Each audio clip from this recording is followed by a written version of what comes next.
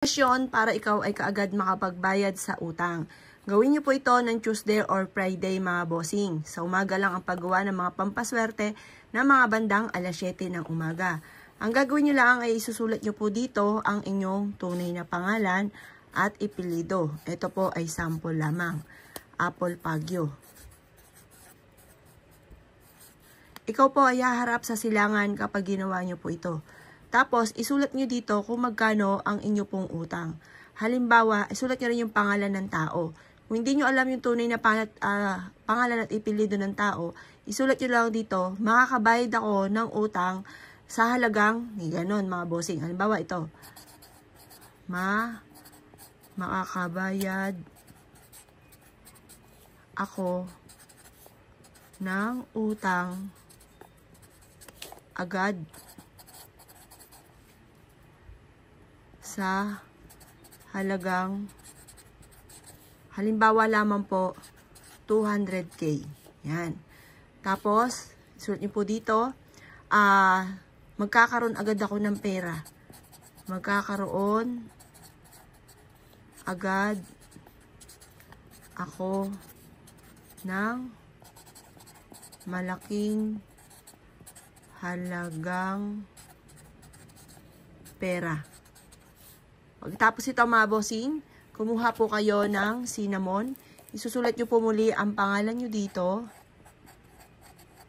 Yayaman ako at magiging matagumpay. Positive lang, think positive, be positive. At kung magkano yung amount na matagal mo na pinapangarap. Halimbawa, gusto ko ng 7M.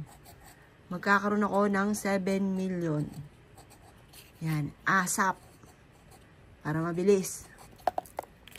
Tapos mga boss, ito ay iikot nyo. Habang iniikot nyo po siya, paulit-ulit ka na nagwi-wish na makakabayad na ako sa aking mga pagkakautang at magkakaroon ako ng 7 million. Makakabayad na ako sa aking mga pagkakautang at magkakaroon ako ng 7 million. Kumuha po kayo ng tali na kulay pula, kulay gold, or kaya ay green. Alin naman sa tatlong yon mga boss, itali nyo po ito sa inyo pong bintana kung saan ikaw ay natutulog. Magtatawag po ito ng swerte at kayo mismo ay maa-amaze dahil may darating sa inyong biyaya na hindi nyo inaasahan. Pero syempre mga boss, kailangan sipag at tiyaga. Tapos tabalan nyo ng mga ganito. At makakatulong po ito upang sa ganon, kung ano man ang inyong mga ninanais ay kaagad yung makamtan mga bossing. Proven po ito. I-share nyo yung ating video para may mga tao na maaaring naniniwala sa ganito ay matulungan po natin. Dahil kung kayo may mabuting kalooban at nais rin po makatulong, nasa inyo na ang pagpapala po niyan mga bossing. Maina po mga bossing ko, gawin nyo po ito ng pasikreto dahil once na may nakakaalam na ganito, hindi natutupad ang mga wishes. Kaya kailangan mga bossing ko, para matupad ay isikreto nyo na lamang po siya mga boss. Kayo mismo ay maa-amaze sa dami ng mga blessing na darating sa buhay ninyo matapos nyo po itong gawin. Kaya kung kayo gagawa ng ganito, gawin nyo na po ito at focus lang, maging positive ka, makakamtan nyo kung ano man ang inyong ninanais. Asya mga boss, good luck po sa inyo po lahat.